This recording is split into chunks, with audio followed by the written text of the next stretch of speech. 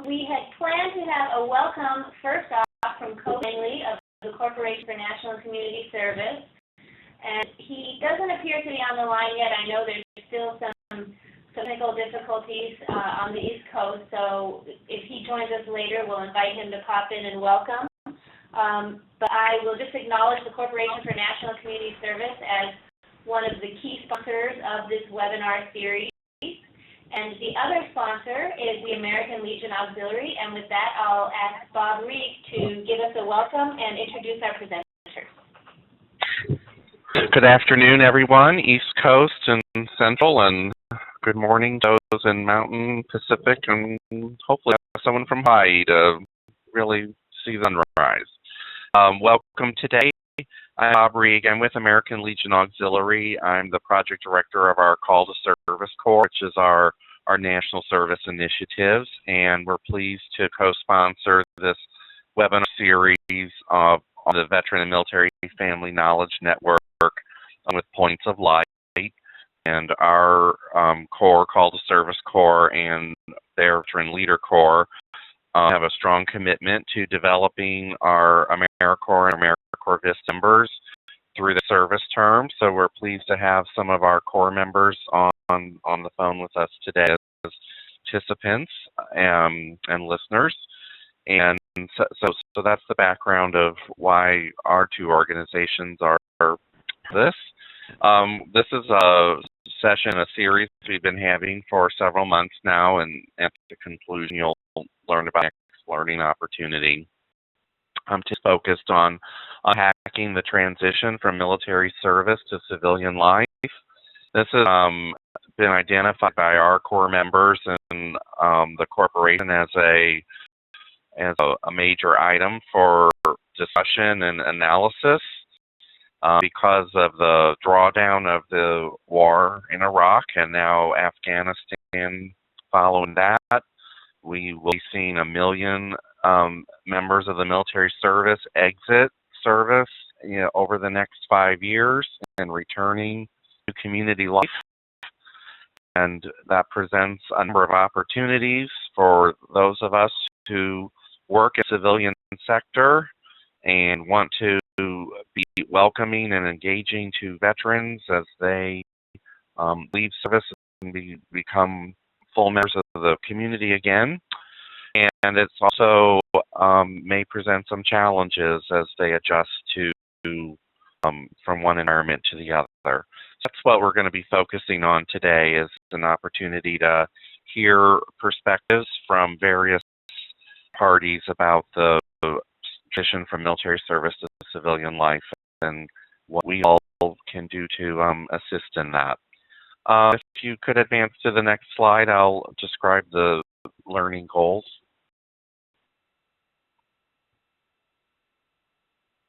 Maybe that control. We seem to be having a little bit of a delay. Some of my arrows working. Okay. So slide 4, so that should be what people are seeing on screen. A good set of questions to frame the discussion today. This webinar has been designed around national service project focus. So as you all know, there's a challenge up for us as a national. Okay, we're still on slide 1. Hey, hold on. We'll just stop and break till I'm told that we're on slide 4. This is again. We have not experienced this problem before.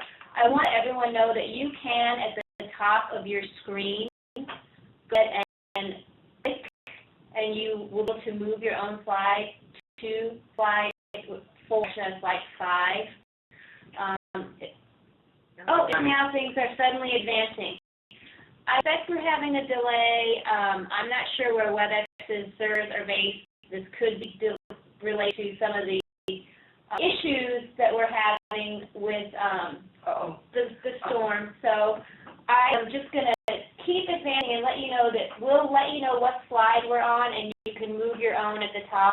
work behind the scenes to problem solve this.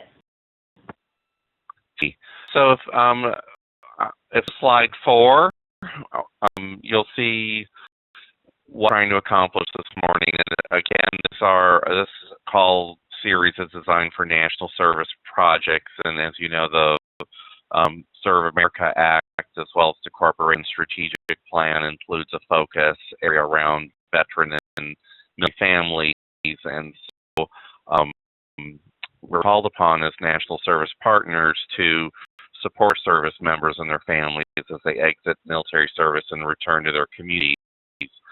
So we'll be exploring this hour what to do in response to that. What kind of needs do service members experience as they transition, and what do they wish from community organizations and individual citizens?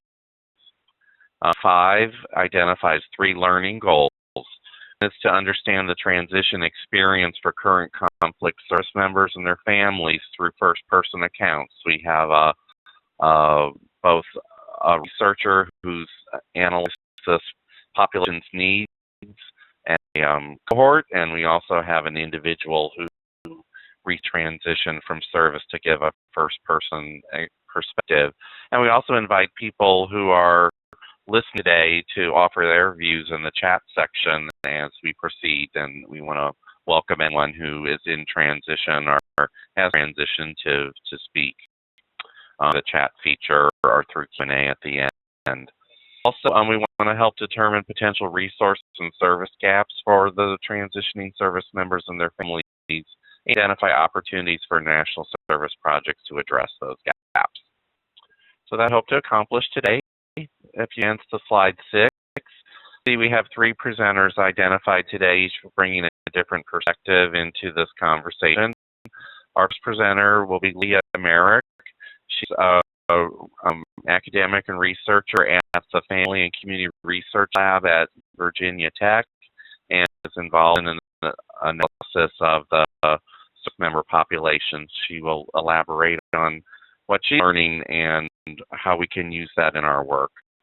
We have today James Casey. He's an Air Corps Visit member that's assigned to the Mission Continues. And James has experience as an Army reservist and is now a veteran, and will give some window of his world, both as a VISTA member with Mission Continues and as a veteran who's recently transitioned. And finally, we have this Nicola Winkle, who's with the Arizona Coalition for Military Families. They are a statewide coalition advocating on support of the military community and have been heavily engaged in organizing a system of support in the state for service members who are transitioning into veteran status. That's who's on deck today. I will hand over to Lydia to make her remarks. And again, while we're making that pass, everyone's welcome to send chat questions along the way. In the chat feature, we will be holding questions to the end in respect for our presenters. Time scale. Thank you. Sarah, if we could just take a second, I'm trying to switch the host over to, did you get that? You did it successfully, and everyone, that was the cause when we helped move into a presenter role from participant and made her host. So now the slides should be advancing, and thank you again for your patience, and thanks for your help, Lydia. I didn't even realize I was in control. Good morning, good afternoon, everybody. So Debbie, is this you switching the slides now? What I've been doing at Virginia Tech is looking into what are the needs of our reintegrating service members in terms of their families, themselves, their children, their spouse or significant other. And unfortunately, we haven't been able to find nearly enough information as we would like, and I'll talk a little bit more about that at the end. But what I'm going to present to you today is what do we know about reintegration in terms of what are the risks and stressors associated with it for those different populations, as well as what are some protective factors we should keep in mind as we plan prevention and intervention kinds of programs are working with these members and their families. So the thing I just wanted to talk a moment about was, what is reintegration? I think we're all on the same page when we say it's the process of coming home after deployment. But we know with the increased tempo, frequently reintegration is really pre-deployment. And that's a really important consideration when you are looking at these service members and their families. It's really coming home. They have different needs and they have different issues than when it's really a pre-deployment again. So that these reintegrating service members and their families are affected in large numbers. We've got the down in troops, and we had such a high increased tempo as well. We need to know more about this process because we know that it has an effect on families, on the couple relationships, which impacts their parenting roles, which impacts everybody's mental and emotional health, and also there's impacts on the larger civilian and military communities. A lot of this needs to also be thought about in not just active duty service members, but also Guard and Reserve. And we know that Guard and Reserve are not always near or accessible to a military installation, so their families tend to be geographically dispersed, which requires different solutions and supports to them. We know that supports are needed, and I know in many ways this is probably preaching to the choir, but we find that returning service members frequently demonstrate one or more of the following. And it doesn't really matter at this stage, if you think about it, whether they are officially diagnosed with PTSD or not, in the sense that we know that many of those PTSD symptoms are present. Some of them are low frustration tolerance, anger management, difficulty coping and self-regulation, hypervigilance, social withdrawal, and they are at a higher risk for alcohol and other substance abuse. And if you think about them as part of a family unit, all of this is going to have a huge impact on the way that the rest of the family deals with it and reacts to it. We said a lot of studies are saying that the relationship stress and negative family functioning can peak between 4 and 9 months after a service member returns. We actually think that continues for a much longer time. Unfortunately, most studies do not follow service members and their families long term, particularly those that do not have a diagnosis of PTSD. So if they're exhibiting these symptoms but they are not formally diagnosed, most research has not included them. Time that's supposed to be really happy, time of reunion, often increases family conflict, marital distress, and depression, which leads to either individual and or family malfunction or dysfunction. And this is particularly difficult because of the expectations that surround this time. What I'm going to do is go through each of these populations and then talk a little bit about what we can do. Some of the main issues that we find are affecting service members is role change. They really often renegotiate their roles during the absence of their service member. So when the service member returns, they tend to feel isolated or useless. And that threatens family stability, and that lack of place within the family continues unless it's addressed. Sometimes service members also feel a lack of purpose. They had a really concrete purpose when they were deployed, and they have lost the sense of purpose upon reentry into a civilian community. This is going to be somewhat different for active, reserve, or Guard populations. Another piece we see that has a negative effect is this lack of shared experience. The family had all these shared experiences during the service member's absence, and the service member had shared experiences as well, but they probably did not have the shared experience with each other. With technology today, we know that Skype is really useful, phone calls, but we'll go into that in a minute. Mental health issues. There's stigma surrounding mental health diagnosis and feelings about being weak. And this is particularly true for these service members in that population and culture. And we know that these subclinical symptoms of PTSD still can cause problems for individuals and families.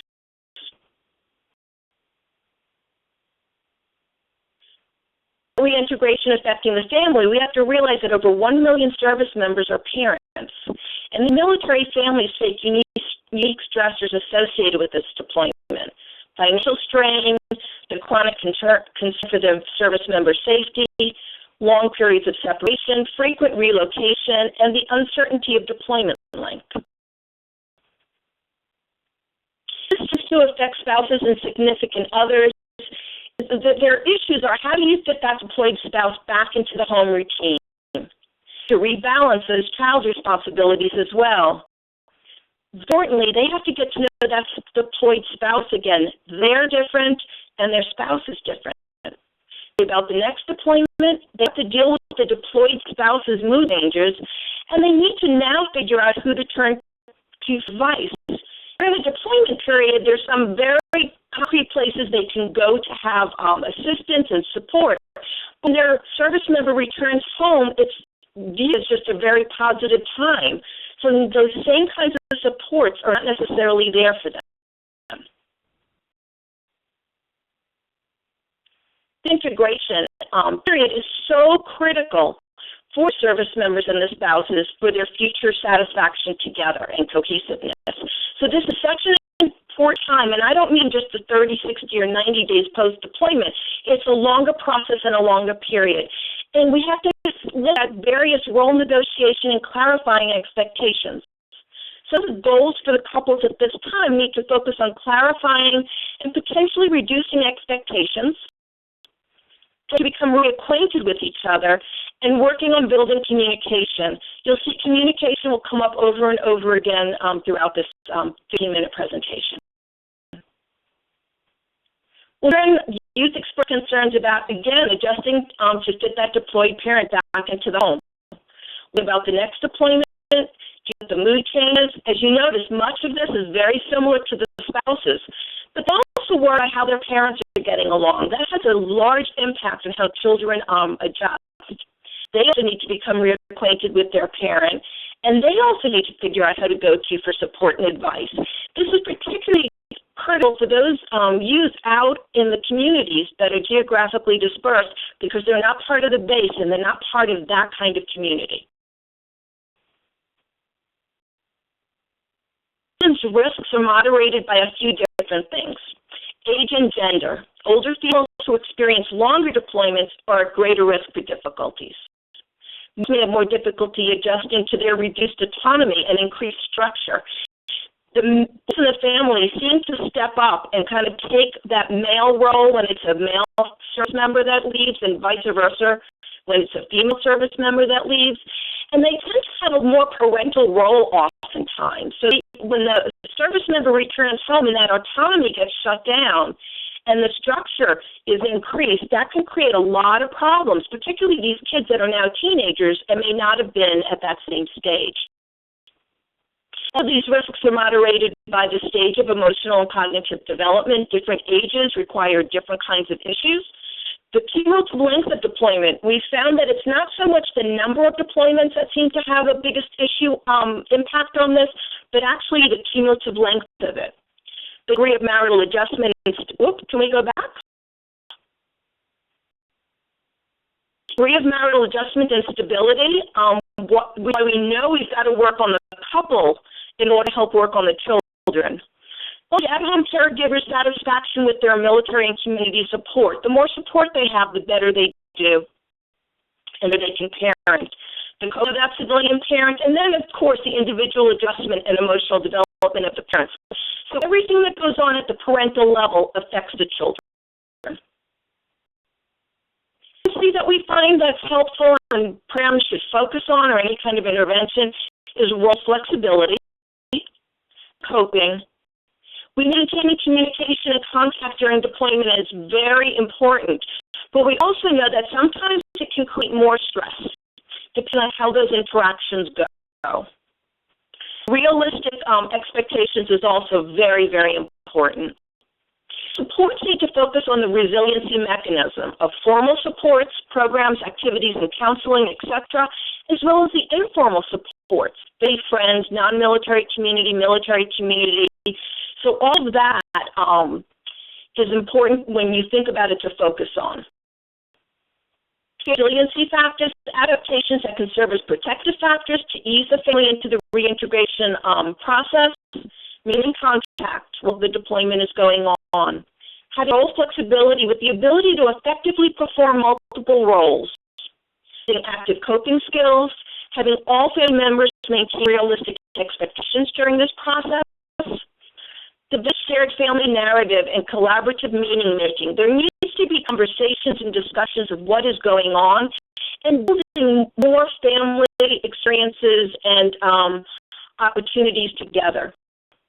Orientation within the family, effective parental leadership, and strong and effective marital relationships. Many of these things have been mentioned before, but as you think about working with these families or working with these service members, you know, we do a whole session on each one of these things and how that can be accomplished. So going forward, our group has found that the research needs to be balanced between strengths-based or resiliency approaches and that emphasize psychopathology and its transmissions. It seems that we've gone one way to the other, where we don't want to acknowledge problems and issues and only want to focus on resiliency and strength. It doesn't work. We need to focus on those resilience and strength-based approaches in order to address a lot of the problems that these families are having. Service members have been surveyed about their experiences of reintegration many, many years after returning, so we don't know as much as we'd like to know.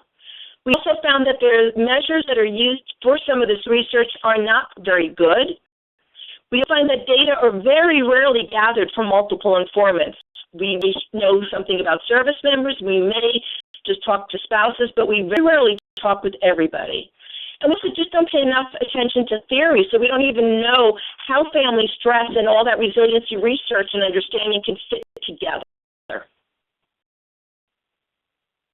A minute to tell you a little bit about a research project we're doing now, and if anyone has other comments about it or questions, I'm more than happy to talk about it. Right now I've been asked by Children, Youth, and School Services of the Army, along with the National Guard, to work on a reintegration study. And what we're doing is having a survey implemented in all 50 states for significant others, service members, and kids. And we're hoping to get them through 18 months after return so we can look at some differences in terms of the length of time that they're home from their last deployment. We're going to be looking at the children's needs. We're going to be looking at everybody's needs in terms of how that all fits together. Our sample so far has a fair amount of dual military households, which I think will to look at compared to everybody else with a single service member families. And we'll look at this cumulative length of deployment and stress and coping. We're going to be looking at many different things. The survey's been available online for the adults as well as for the teens and for the parents on paper and pen. We hope to have that data collected by the end of this year. We've also been doing some site visits and talking with service member spouses and kids to better understand those experiences. Thank you so much, Lydia. I think this was a really useful overview and sets the stage well for our next presenters. This is Nikki. In the meantime, Koby Langley of the Corporation for National Community Service did join us. So we want to take a quick minute to allow him to welcome folks, and then he'll introduce our next presenter. Please. Thanks, Abby. So I wanted to thank everybody again for coming on the line, and I also want to express the CEO's gratitude for getting on this call, understanding what's been going on here in 11 states now on the Eastern Seaboard.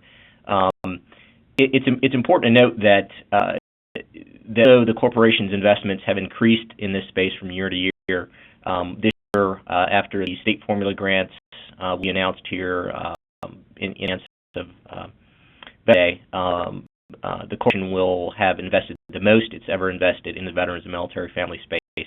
And why I wanted to let the people on this call know that is for reasons. One reason is understand that the CEO is very serious about expanding the investment of the corporation space. She's putting her money where her mouth is. The program directors are conducting very good outreach and TTNA with former grantees. Some are on the call here today.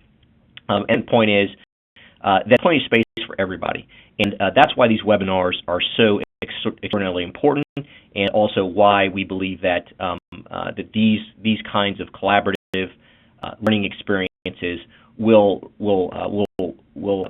help lift the tide for all boats in working in this space.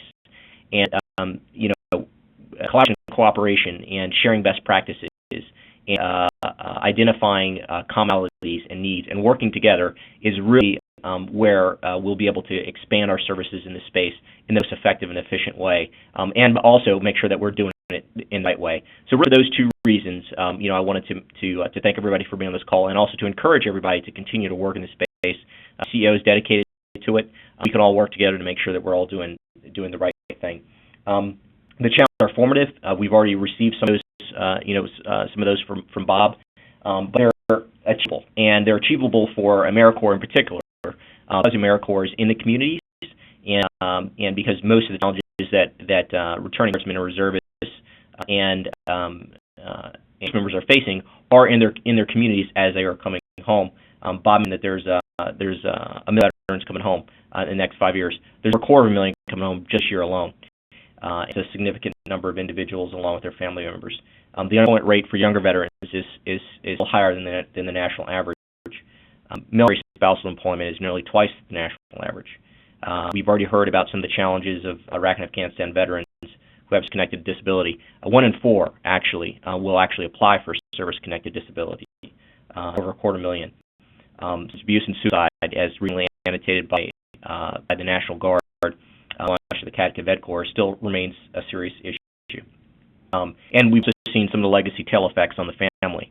So these are some of the challenges that we're facing, but our program and our program design through AmeriCorps can meet some of these challenges where they can be most impactful in the communities. And I say that the special and unique nature of AmeriCorps can have a formative impact on the space, and it's attainable. A quarter of a million people is a lot of people. That's a population that AmeriCorps can reach, and they can reach them in ways will be meaningful and impactful to their lives. For that, I want to say thank you, and I also want to introduce James Casey from the Mission Continues. Casey is an Iraq War veteran. He's working with Mission Continues. He's also a reserve veteran, and he's going to talk to us about the actual journey of transition, and talk in kind of, I would say probably not personal ways, but also kind of learned experience ways about what transition means and the challenges of transition, and how veterans are uniquely situated to address those issues by and for veterans. So with that, I want to turn it over to James Casey and say thank you again for everybody on the call. This is James Casey. I just want to thank everybody for the opportunity to speak with you today about my personal journey and what it means to continue serving the veteran space back home here in the United States. So I enlisted in the United States Army Reserve when I was 17 years old, and to me, military service wasn't like the only option. It was part of my life from the very beginning. Both of my parents served in the United States Navy, and throughout my entire life was surrounded by the military culture, and felt that would be the best place for me to grow as a young man and to a young adult, as well as a leader within the United States.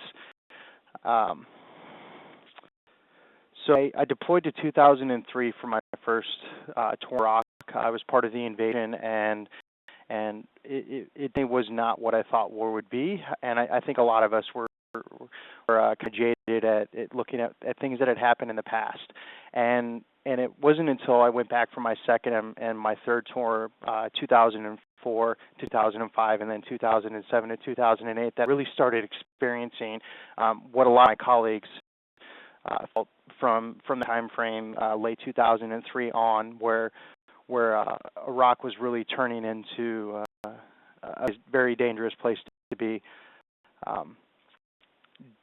During my time spent in the military, I did lose friends, both civilian contractors and fellow service members, and I realized the impact that it had on my life until I was nearing the end of my military service.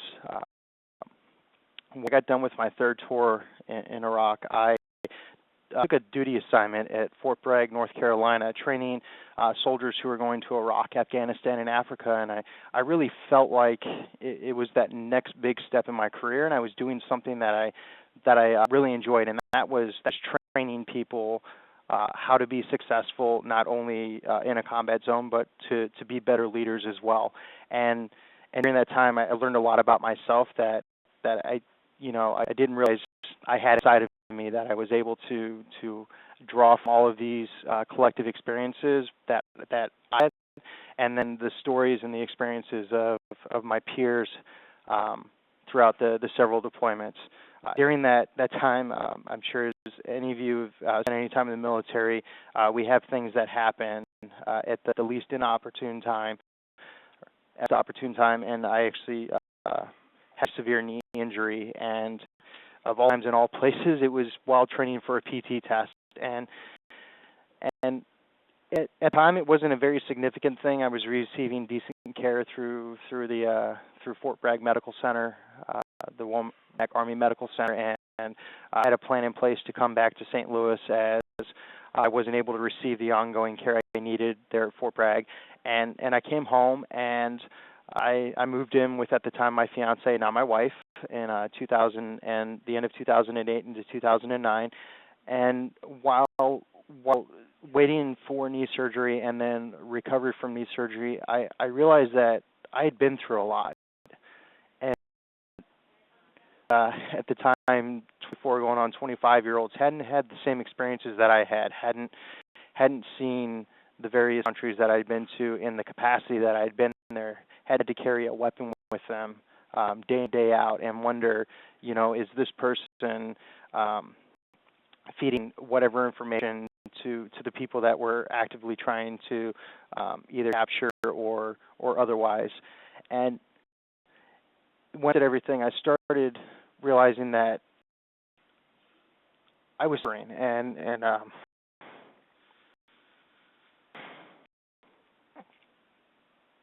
come to terms with lungs, both in the military and back home. During my deployments, I'd actually lost my grandmother and had never taken the time to grieve. So I really sat down and took a long, hard look at my life, and unfortunately, that ended in the end of a bottle, as I think a lot of service members do. It's a social thing for us. We can go out to bars and we can meet great people, and we don't have to tell them a whole lot of things about us. And it's a great short fix for a long-term issue. Came to a breaking point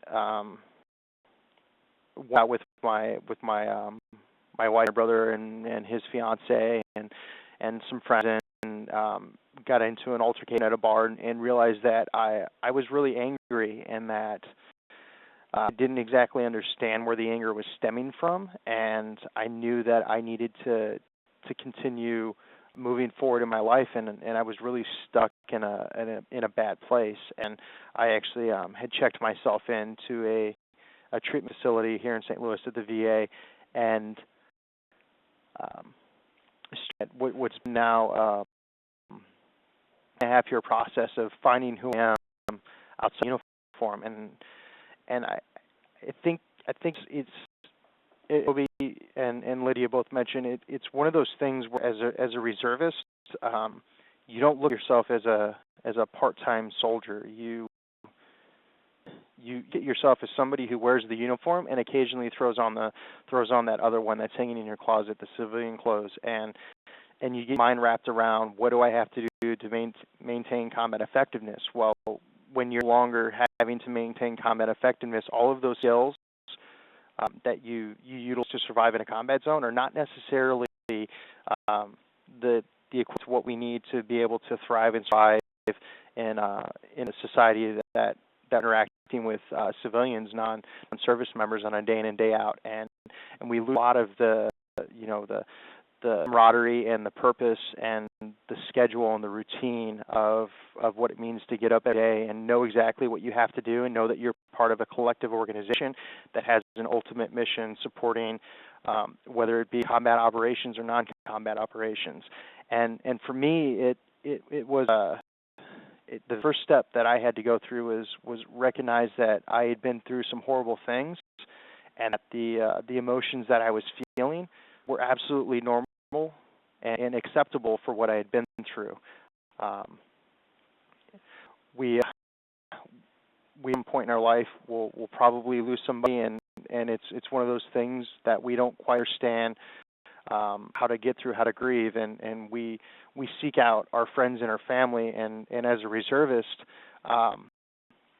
we don't necessarily have that luxury where we live. We may have people on our unit that have had experiences or been through that experience, but we may not have the ability to link with them and speak about things that we're going through. So we feel really isolated and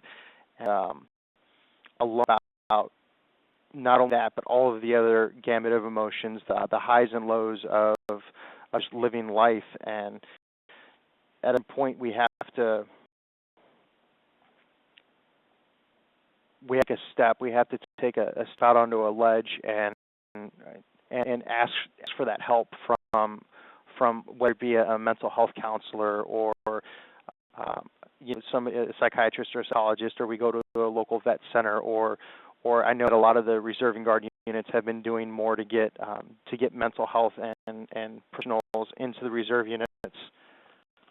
Are people having issues hearing me? Does something pop up? Shane, sounds clear from our end. A couple folks might be, but a bunch of people are chiming in that you sound just fine. So okay. Carry on. Thanks for Thank you. checking. You're welcome. So we have to take that next step, and for some people, like I was mentioning, we have to go seek out the mental health care professional, as I did, and it may be the right person on the first try. I know that I've been through several different people with different organizations in the VA and not in the VA, and I feel that I'm finally at a point where I have somebody that I can speak with on a regular basis, and recognize that at times we might have to take medication, and at other times we might not have to, and that these are all okay things, and we have to look at what we're going through right now and find what that next step, that next process is for us to get better. And for me, it was taking medication, and it was seeing a psychiatrist and a psychologist on a regular basis, and it took me to get back into college and start working again. I was caregiving for a C4 quadriplegic, and I was working 30 hours a week. I was taking a full credit load at the community college, and neglecting my wife. And at that point, I was hiding inside of my work and addressing the issues that are still lingering out there. And I had to realize that it's a process, that just talking to somebody one time doesn't necessarily mean that I have come to terms with the experiences that I've had in my life. That meant finding that next step, and that was serving in my community as a volunteer, as a civic leader through a fellowship at the Mission Continues, and through that I got to experience everything that I was looking for: a new sense of purpose, camaraderie, a reliance on other people, and knowing that they had a reliance upon me. Really kind of help get back into lockstep with what life actually is supposed to be about, and that's spending time with other people and forward and not dwelling on the past. And through both my fellowship at the Mission Continues, I was fortunate enough to be able to serve here, and also now as an AmeriCorps Vista, I've been able to experience nonprofits all across the country, and people that range from fresh out of high school or still high school students to very experienced individuals who are serving in various capacities across the nation, and they're all passionate about that one thing that they found that gets them out of the bed every day. And I think that's important for us as veterans to be able to find is what is that next thing that we're going to do? Who are we going to serve?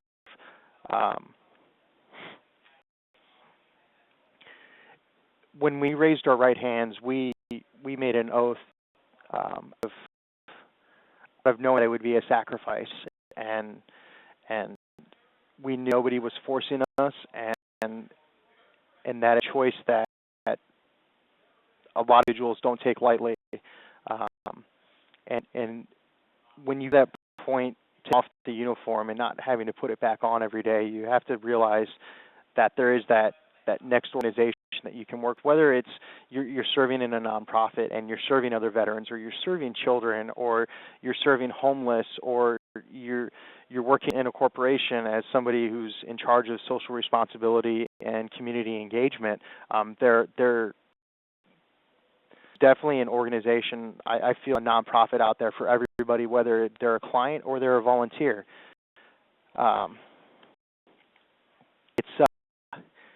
It's to feel those emotions, those positive emotions through helping other people. I don't just volunteer at the Mission Continues as a Vista or before as a fellow just to serve with veterans. I think it's really opened eyes to the change that the individuals, whether or not they're veterans or they're civilians, are trying to instill across the nation. And I'm glad that I'm actually a part of this, and that the way I see change is we unite volunteers across the nation through community service efforts, large-scale events, and then I also get to work with fellows and train them how to organize and lead a service project, reach out into the community and find those other community leaders for volunteers or for the supplies that they need, or just to kind of get the word out about what they're doing. And all important, it's all a bit of that key component of what it means to be human, and that's to really experience through storytelling. And we're creatures of we're creatures of habit, and then we're also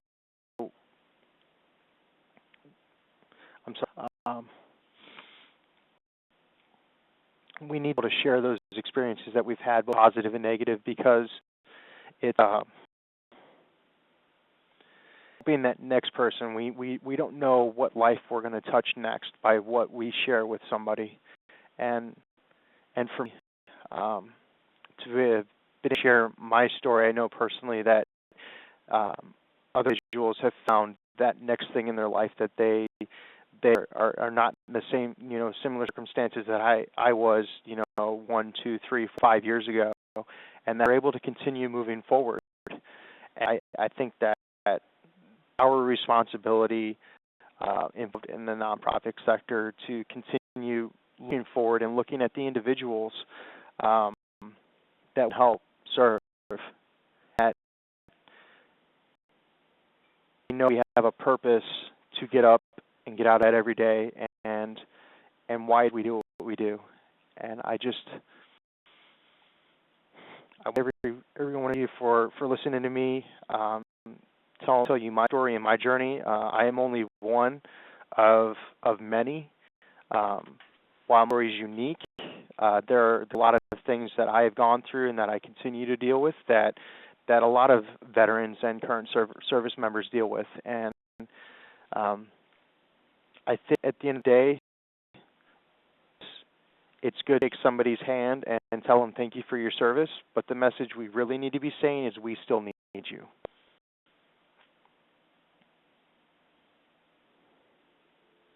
Thank you so much, James. I see all kinds of comments on the chat appreciating you and thanking you for your service and sharing your story today, and we concur with those. So we really appreciate it. I'm going to go ahead and introduce our final speaker, Nicola Winkle from the Arizona Coalition for Military Families. She's going to share a little bit with us about her organization and look at this topic from the community capacity building angle. So, Nicola? Thank you so much. Can everybody hear me? Okay. I just want to thank James for sharing his story. I think that service members and veterans and family members sharing their personal perspectives is one of the most powerful ways that we can bring our community together. So thank you so much. And I want to say good morning and good afternoon to everyone. I hope everyone on the East Coast is doing well and staying safe, and I'm really happy to be with all of you today. My name is Nicola Winkle with the Arizona Coalition for Military Families based out of Phoenix. Just a quick thing about me before I get started. I just want to say that I'm a spouse of a veteran. My husband, Thomas, served in the Marine Corps and the National Guard, including Operation Desert Shield, Desert Storm during the first Gulf War. And my background is actually in nonprofit program development and implementation, so that's sort of the angles that I come at this from. And what I'm going to talk today about is to focus on this transition from the standpoint of what our communities can do to build capacity and strengthen support for service members, veterans, and their families. And the idea behind this is that, as James mentioned, people have to get to the point where they're willing to accept the help or access services, and when they do that, it's our responsibility to make sure that our community is ready to provide those services. So one quick note on what the coalition is. If you could just go back one. Our mission essentially is we're a public-private partnership, and we're focused on building Arizona's statewide capacity to care for and support all service members, veterans, their families, and communities. And if we're successful in our efforts, then essentially what we're going for is that every service member, veteran, and family member who has a need will be connected to the right program, service, or benefit at the right time. The coalition has been in existence for about 3.5 years, and it also serves as Arizona's ISFAC, our Inter-Service Family Assistance Committee, and our community force. So one of the things that we focus a lot on is really assessing the needs of our military and veteran family population and really listening to what the experiences are of those individuals and families. And this started with a 6-month initial needs assessment in 2009, but we also on an ongoing basis really pay attention to what people are expressing and what they're experiencing. So there's a couple of things that I wanted to just share that sort of feedback that we've heard relate to specifically to transition and accessing resources and some of those challenges that people have encountered. And as we know, we've talked about already this morning, transitions are overwhelming, can result in high stress and crisis situations at times. But the other things that we're hearing is, one thing is that needs are not one size fits all. While there are these common themes to people and families' experiences with being in the military, service, deployment, reintegration, we can't lump them all together, and we need to be really careful about not making assumptions about what people want or need when accessing services. For example, there can be a lot of emphasis, right now on making sure we have providers who are veterans themselves.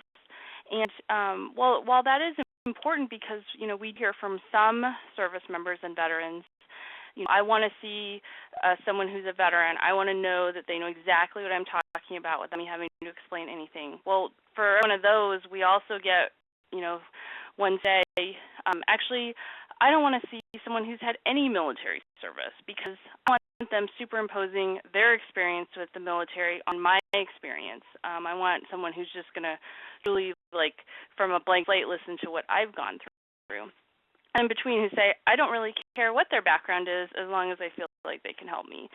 So we don't lump everyone together. We want to recognize that people have individual needs. We also hear a lot that information overload is a problem. Sometimes we hear people say, well, when they get out of the military, don't they give them information about all the resources? Don't they tell them all these things? And it's yes, they do, along with just so many other things. And the reality is people don't care about information or resources until it's relevant for them, because if they did, it would just be truly overwhelming on a regular basis. So we need to think about how we deliver them information in a way that's useful and helpful. Is that there's some frustration because of the siloed services. So, we train them when they're in the military to access services one way, and once they're out of the service and they're not in uniform anymore, oftentimes they're in a different system of care. And so that can be a real frustration and challenge. And the thing is that there just are not enough civilian providers who are trained on the unique perspective that our military and veteran population is going through. And what we hear from them loud and clear is that the service members and veterans don't want to have to educate their provider on the military experience. So if they've been in the military, they need to take the initiative to get trained. And then last thing is just even with the vast amount of resources available, they're still out there. The people are still out there who believe there's nothing out there for me, and that's something that we really need to address. So you'll see this graphic on the screen, and what this is really about is that it's not enough for us to focus that we have this quantity of resources available in the military, in the government, in the community, because even with all those things out there, it's often a truly overwhelming experience for people and families who are seeking help. Next. So one of the strategies that we've focused on over the last 3 years in Arizona has been to zero in on this idea of coordination and collaboration, and that being an essential function for building support for the military and veteran population. And this is across these 4 dimensions. So across sectors, we have to look cross-sector because these are people who more than likely access care in more than one system of care. Across population, it's population constantly in transition, whether they're deploying, whether they're transitioning from active duty to Guard or Reserve, whether they're getting out of the military altogether. And so we need to make sure that we're building this continuum of care that can address entire military and veteran and family population. Also geography, the coalition's a state organization, but really looking also at the regional and sort of local aspect of things, because where needs are met is on the local level. And across areas of focus and need, very rarely do you have someone who's only experiencing one kind of issue area. A lot of times there's a lot of interconnected needs. Overall, the focus is, on collaboration for the sake of collaboration, or not meeting for the sake of meeting, but it's focusing on collaborative and capacity building activities that have a direct impact on service members, veterans, and their families. So here's just a couple of things that may be helpful to you to think about this.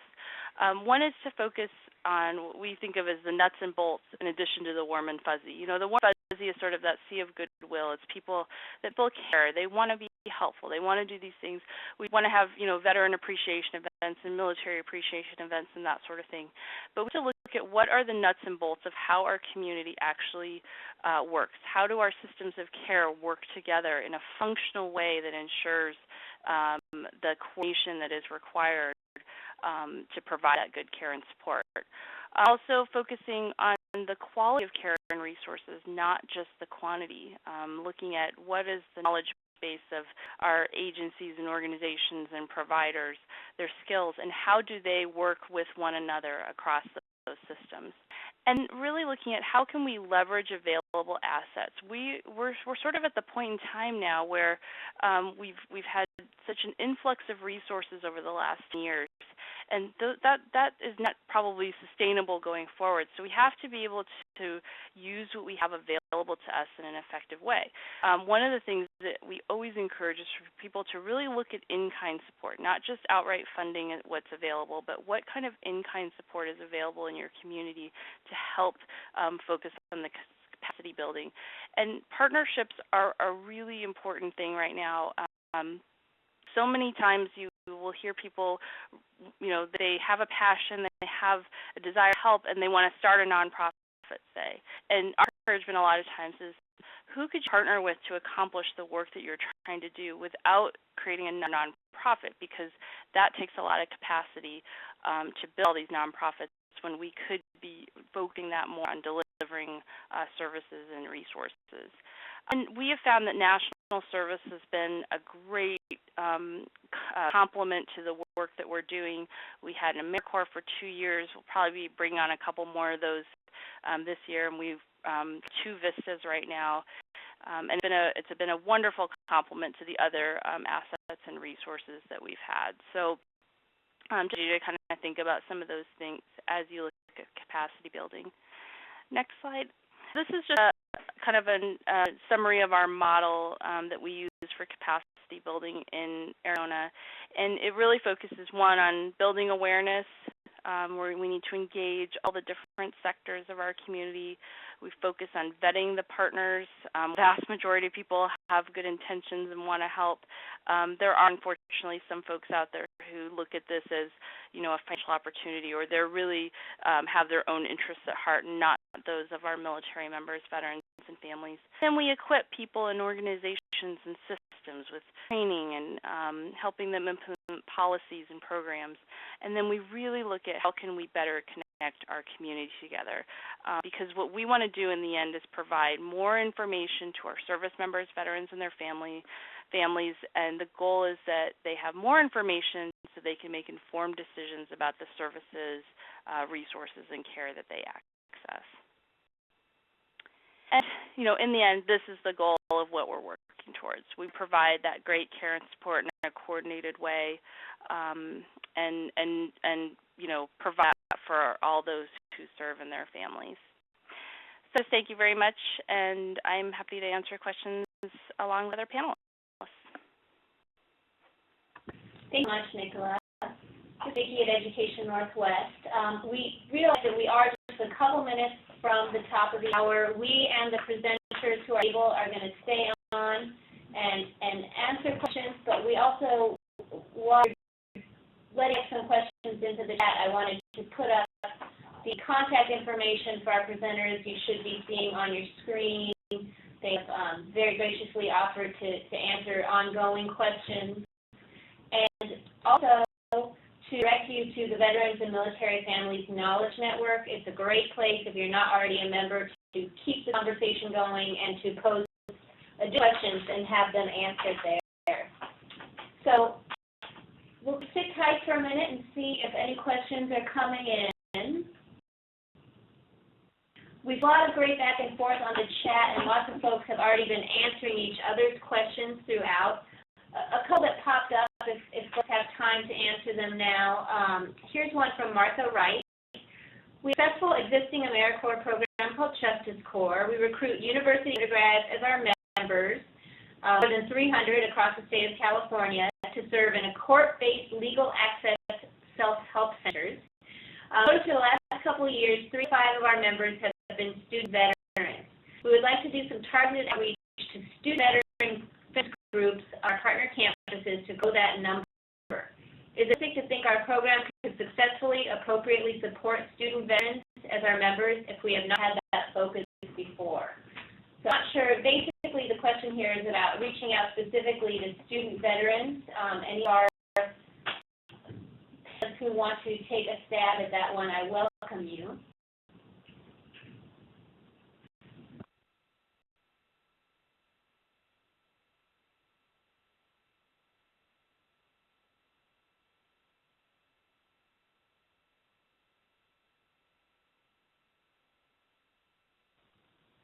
I'm sure if specifically working with students, Martha, is with the area of expertise of our folks on the phone today.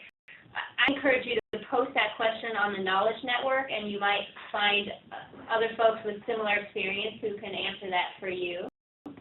Mark, there's also on the Knowledge Network, this is Debbie Ellis. We had a webinar a couple months ago with the Washington State Vets Corps, and they had a fairly successful webinar that talked about their Vet Corps program, and I think it was Bill? Brian Locke had posted a little bit of information. So there was quite a bit of information posted from some of our participants in the chat about some of the things they knew as well.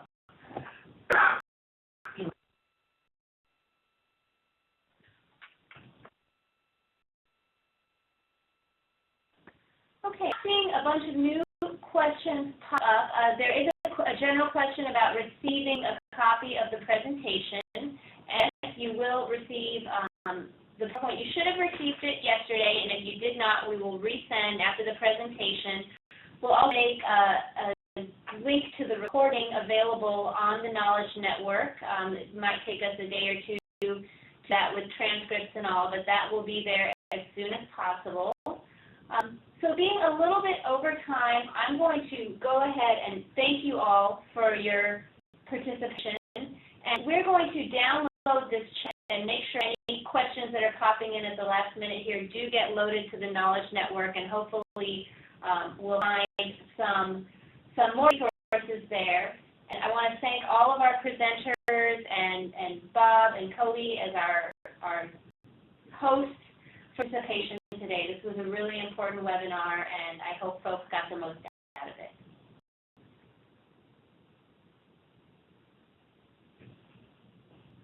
So we'll sign off. Thanks, everyone.